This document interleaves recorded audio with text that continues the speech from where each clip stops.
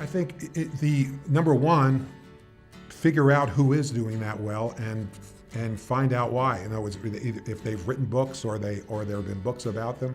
I think when I was first getting into this business, or really it wasn't related to this business, but I've probably read a dozen or 15 books on Abraham Lincoln because I thought of him as the most effective leader in our country's history.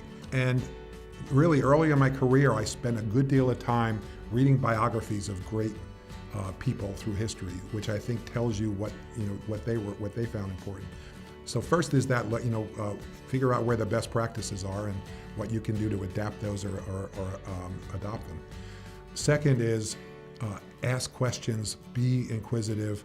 Everyone wants to be able to, even if they seem busy and they don't at first respond in maybe the way you thought they would, great professionals, great leaders want to be able to share the qualities of leadership. So be persistent and figure out ways to do that. And sometimes you might be surprised. You go and approach or write to a very accomplished leader, and they'll take the time and respond. And then third, I think learn and be dedicated, especially earlier in a career, to the fundamentals of the business. It's not in your first few years.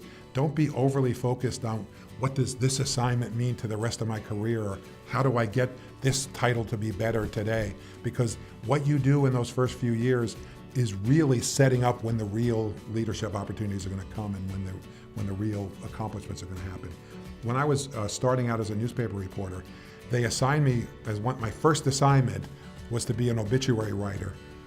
And I thought that was going to be this dead end. I went home and told my wife, I think maybe I better go find another field because they think all I can do is write obituaries. But instead I thought about, how do I make myself the best darn obit writer this paper's ever had? And that was the goal I set for myself. And whether it's hubris or self-delusion or anything else, every step of the way in my career I've thought about what's the best way to do whatever this assignment is. How can I be the best at that? And then I set out to do that. And there are a lot of implications in what that means to figure that out. But if you're focused on that, you're focused on the right things rather than, is this the best use of my time, or do I want to do this for the rest of my life? You're not going to, whatever you're doing right now in the first few years, you're probably not going to do that for the rest of your life. Don't sweat it.